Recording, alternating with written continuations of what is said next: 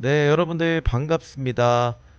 오늘 무속인의 이야기 신이 선택한 자 태국의 랑종입니다. 처음 들어보신 분들도 계실 거고요. 어, 좀 여러 가지가 있지 않을까 합니다. 근데 혹시 자다가 이유 없이 죽은 사람을 본 적 있나요? 자다가? 우리 지금 방송 시청하고 계신 분 중에 자다가 이유 없이 죽은 사람을 본 적이 있어요?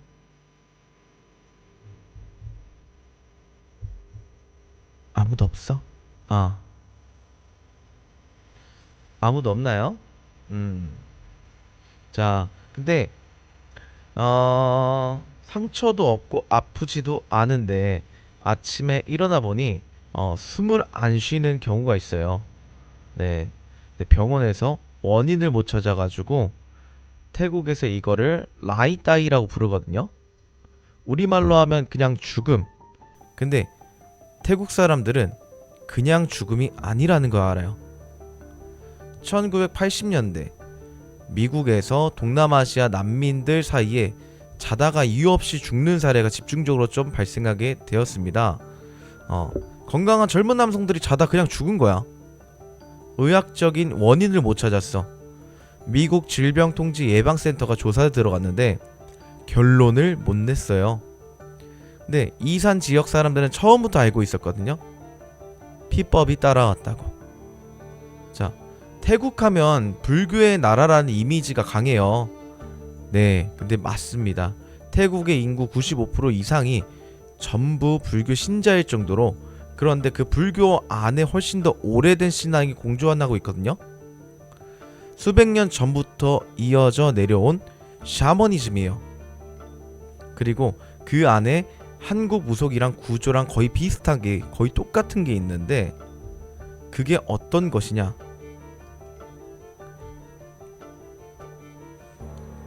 피법입니다. 태국 북동부 이산 지역이에요. 방콕 사람들이 촌스럽다고 무시하는 곳인데, 이미 좀 더 키워드릴게요, 여러분들. 태국 본토 언어도 다르고 문화도 달라요.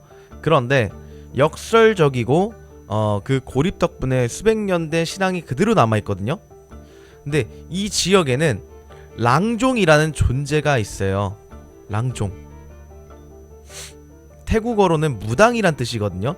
신령과 인간 사이를 중재하는 사람.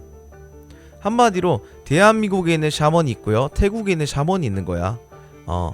근데 이 랑종은요, 마을 사람들의 대소사를 해결하고 병을 치료하고 제사를 올려요. 네, 한국 무당이랑 역할은 똑같아. 그런데 이 이산 지역에는 랑종 말고 또 다른 존재가 있어요. 네, 실제로 보면은 랑종이라는 이제 영상도 있습니다. 근데 이 랑종이 좀 특이한 건 피법. 태국어로는 피는 귀신이란 뜻이고요, 법은 따라붙는다는 뜻이야. 이제 직역하면은 따라붙는 귀신. 근데 이게 단순히 따라다니는 귀신이 아니에요. 이 피법이라는 거는 사람 몸에 들어오거든요. 빙의라는 거야, 한마디로. 피법이 들어온 사람은 처음엔 티가 잘 안 나요. 그런데 조금 이상하다 싶을 정도지. 근데 시간이 지날수록 달라지는 모습. 날 것을 먹고 싶어 하고요, 날고기, 날생선, 그리고 아무리 먹어도 배부름을 못 느끼는 상태가 돼버리는 거야. 주변 사람들한테 이상한 행동을 하는 거죠. 밤에 혼자 어딘가를 배회하게 되고, 그리고 피법이 들어온 집에는 죽는 사람이 나오기 마련이에요. 상처가 없습니다. 아프지도 않아요. 자다가 죽는 거야. 이게 라이따이야. 이산 지역에서 마을 안에 돌연사가 계속 나오면 마을 사람들은 피법이 돌아왔다고 봐요. 그때부터 퇴마 의식을 준비해. 방법이 좀 독특해. 마을 입구를 전부 막아. 동서남북 모든 길을 트럭과 트랙터로 봉쇄를 하는 거지. 그리고 주민 전체를 한 자리에 모읍니다. 승려와 주술사를 불러서 의식을 치르는데, 대나무 2개와 붉은 비단천, 그리고 물고기 바구니를 조합한 인형으로 귀신을 불러내고요, 그 안에 피법을 가둬요. 근데 이 구조가 좀 낯설지 않을 거야. 한국에서 마을 전체에 애군이 닥쳤을 때 마을 굿을 올리는 방식과 비슷해. 이제 마을을 하나의 그 결계로 보고 그 안에 부정적인 것을 걷어내는 구조거든요. 나라가 달라도 방법은 비슷할 수 있다는 말이야. 근데 피법이 무서운 이유가 또 있어요. 이게 외부에서 들어오는 게 아니라 마을 안 누군가에게 퍼진다는 거야. 이산 지역에서는 마을 안에 돌연사가 계속 나오면서 주민들이 서로를 의심하는 거지. 누군가가 피법에 들렸다. 귀신 들렸다는 거지. 낮에는 멀쩡해 보이지만 밤에 이상한 행동을 하는 사람, 식욕이 이상하게 강해진 사람, 피를 보고도 이상 반응을 하지 않는 사람, 이런 사람이 의심 대상이에요. 자, 실제로 이 이산 지역에서는 피법 의심으로 마을에서 추방된 사람들이 있어. 농사 수확량이 유독 많은 농부도 피법이 붙은 거 아니냐 이런 의심도 받았거든요. 근데 몸이 자주 아픈 환자도 마찬가지야. 이게 현대에서 실제로 벌어지는 일이에요. 현대에서도 실제로 벌어지고. 자, 피법 말고도 다른 것도 있습니다. 크라슈. 낮에는 평범한 사람이에요. 그런데 밤이 되면 머리와 내장이 분리돼서 떠다니는 귀신이라는 거지. 밤의 숲속에서 붉은 빛을 떠다니는 걸 봤다. 그거라면 크라슈라는 거야. 가축을 잡아먹고요. 빨래에 피를 묻혀놓고 탯줄을 좋아해서 산모 근처에 어슬렁거린다고 해요. 근데 이게 한국으로 치면 뭐냐면 임해, 야귀 계열이라는 거예요. 낮에는 인간의 탈을 쓰고 살다가 밤의 모습이 드러나는 존재. 한국 야담에도 낮에 멀쩡한 사람이 있는데 밤에 이상하다는 걸 봤다는 이야기가 많잖아. 같은 맥락이거든. 크라슈가 무서운 거는 이 마을 사람들 중에 누군가일 수도 있다라는 거예요. 낮에 그냥 일반적으로 같이 밥 먹고 이야기 나눈 사람이 밤에 머리만 똑 떼가지고서 돌아다닐 수 있는 거야.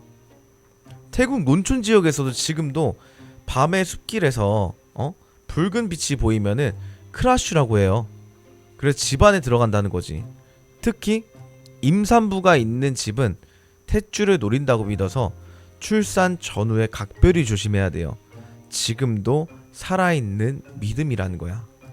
자, 그리고 구만통이라는 게 있어요. 구만통.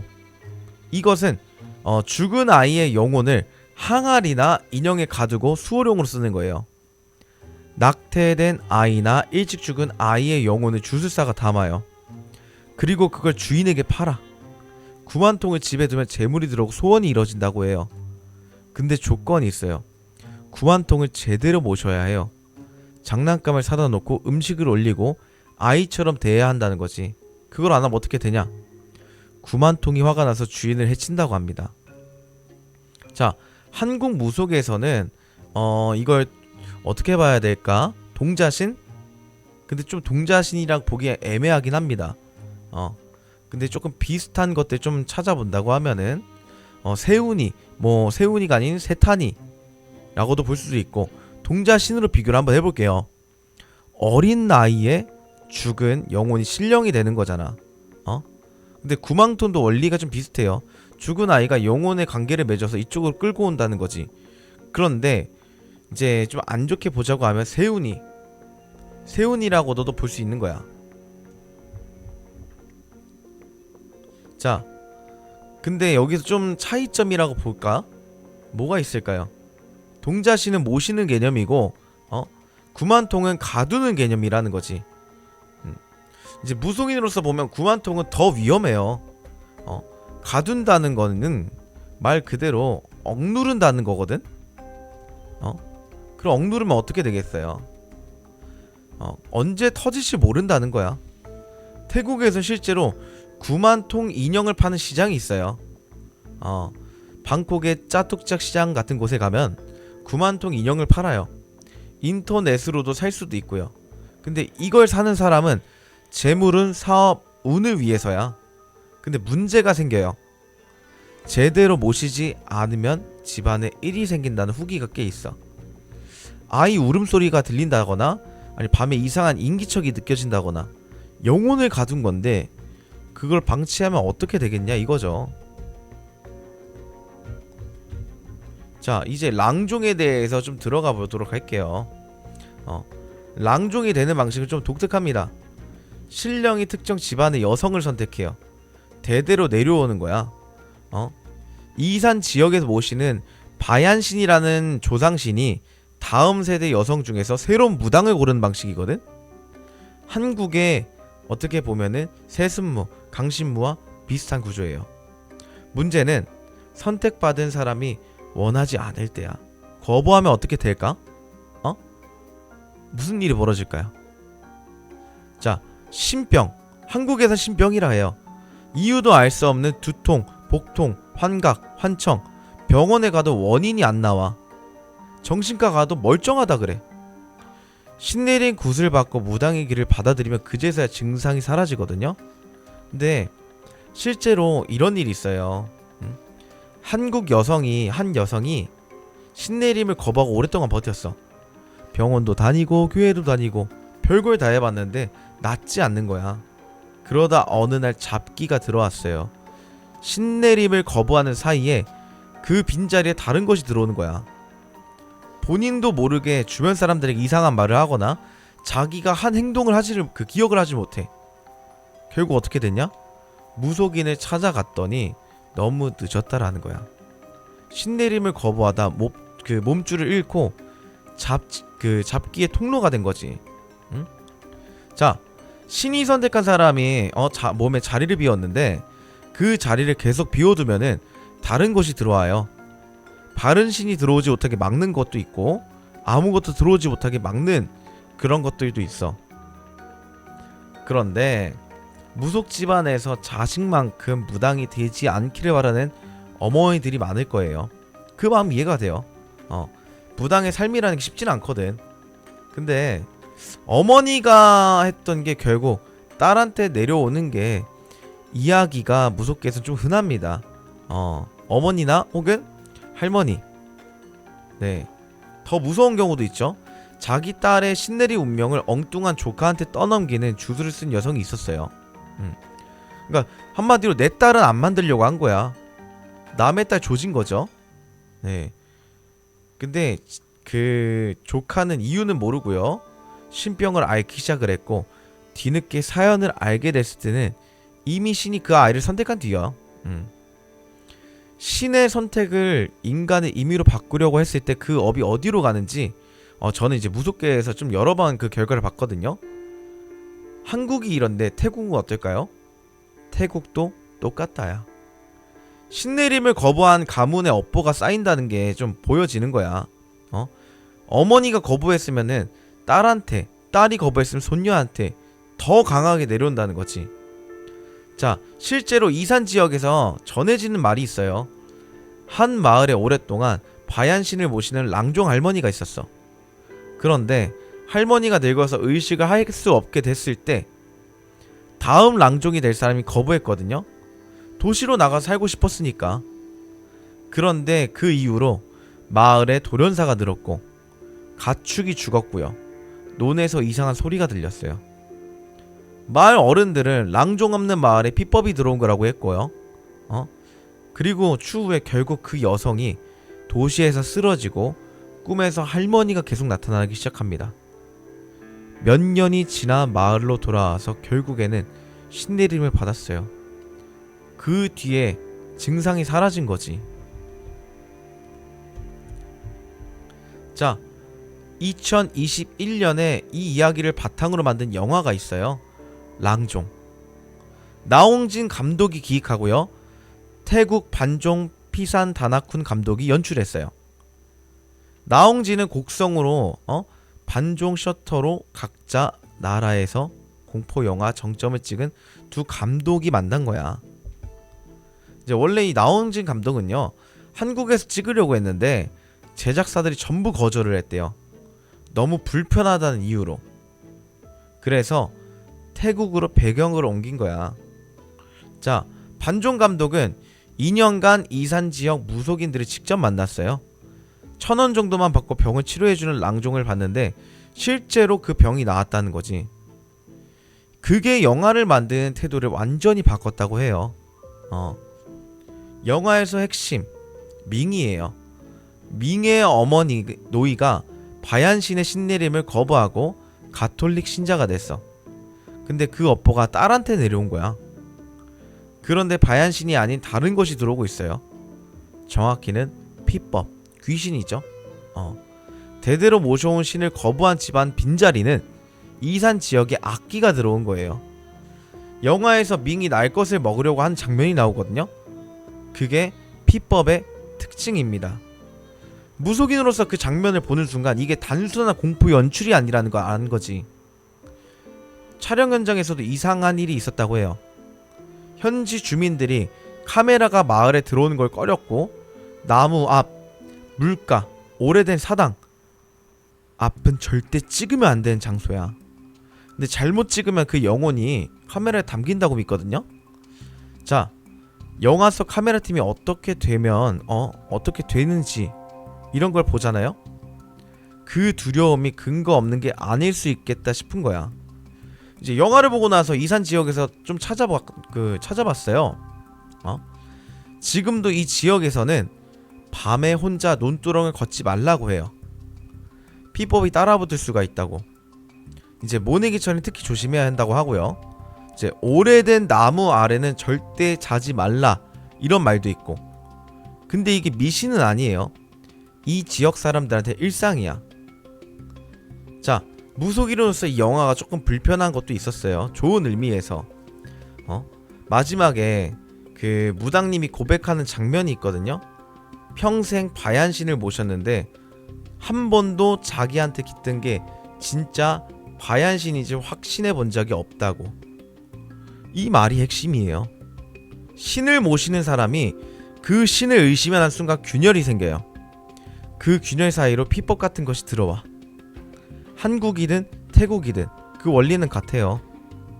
이제 한국 무속과 태국 무속이 좀 비슷한 점이 뭘까? 두 나라는 역사적으로 교류가 없었거든요. 서로 독립적으로 발전한 신앙인데 핵심이 같아.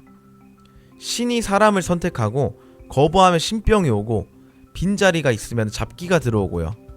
네. 근데 받아들이면 무당이 되거나 선무당이 되거나 둘 중 하나겠죠. 자, 나홍진 감독이 태국 무속을 처음 접하고요. 한국 무속이랑 똑같아서 놀랬다고 합니다. 근데 반종 감독도 같은 반응이야. 두 감독이 함께 만든 이유가 여기에 있어요. 같은 세계를 다른 언어로 이야기하고 있었던 거라는 거지. 이게 우연이라고 생각하진 않거든요. 피법, 크라슈, 구만통 이름이 낯설어 보이지만 구조는 비슷합니다. 빙의하는 귀신, 낮에 인간인 척하다가 밤에 본 모습이 드러나는 귀신, 죽은 영혼을 가두는 물건. 한국 무속에도 다 있어요. 이름만 달라. 근데 무속인으로서 이 유사성이 단순한 우연이라고 생각하진 않아요.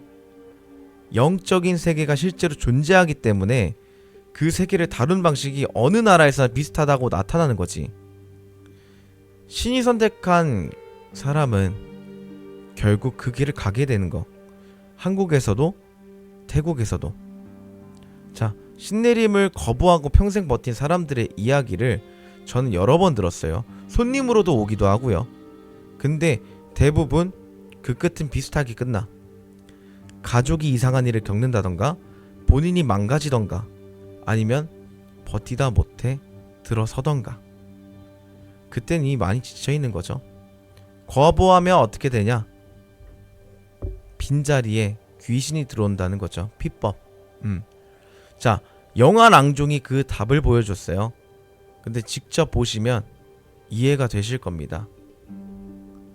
오늘 준비한 무속인의 이야기는 여기까지입니다. 구독과 좋아요, 알림 설정까지 여러분들 부탁드리고요. 궁금한 게 있다 언제든 라이브 스트리밍을 참여하시면 됩니다. 오늘 컨텐츠는 여기까지입니다. 다음 시간에 뵐게요.